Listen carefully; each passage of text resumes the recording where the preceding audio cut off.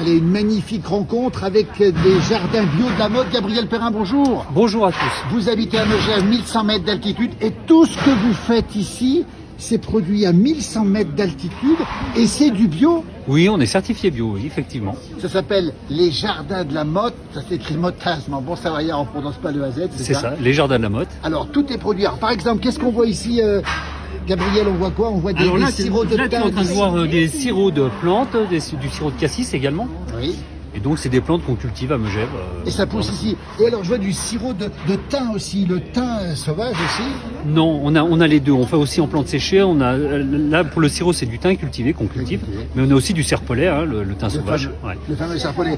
Alors, on a tous ces produits qui sont faits maison, hein, c'est ça, on le rappelle. C'est ça, on transforme, on produit, on transforme. Vous produisez, sur vous l'exploitation. transformez. On voit ici, regardez, des coulis de tomates, des coulis de myrtilles, des coulis de framboises, ça donne faim, de la confiture de rhubarbe, de la compote de pommes, évidemment, de la gelée de coin. Tout ça, ça pousse en montagne. Ouais, tout à fait, ça pousse bien en montagne. Hein. Est-ce que c'est meilleur en montagne, Gabriel Perrin? Oui, bien meilleur. C'est bien meilleur. C'est bien meilleur. Voilà. On continue la visite. Regardez un petit peu ici avec Gabriel Perrin. Les jardins de la Motte à Megève. On est sur le marché ici. C'est route du Villaret. Des confits de pétales de fleurs de pissenlit. Comment c'est possible? Et oui, ça, Gabriel on dit confit de pétales de fleurs parce que c'est le terme exact quand on fait une confiture ou une gelée à base de fleurs. À base de fleurs. Bah, écoutez, on apprend des choses ici. La gelée de cassis, on connaît les confitures de framboises. Regardez tout ça, des confitures de mûres. Et puis là aussi, on en retrouve des petits pots un petit peu différents. En montagne, la difficulté, c'est quoi de produire?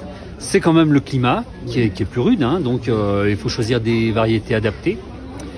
La pente aussi. La pente est une contrainte pour la mécanisation. Oui. Mais par contre, on a d'autres avantages puisque les produits sont de meilleure qualité parce que l'alternance entre jour chaud et nuit froide active les arômes. Les arômes sont meilleurs. Et puis, on l'a pas dit, on va s'approcher ici. Regardez, ce sont des tisanes hein, de sauge, de rose, d'origan, de sarriette, d'ortie. Regardez ça, c'est incroyable. On trouve tout ça. C'est aussi vous qui faites ça, Gabriel Perrin? Tout à fait, ouais. En fait, on a une petite exploitation hein, qui fait qu'1,5 hectare, mais on arrive à faire tous ces produits sur cette petite surface.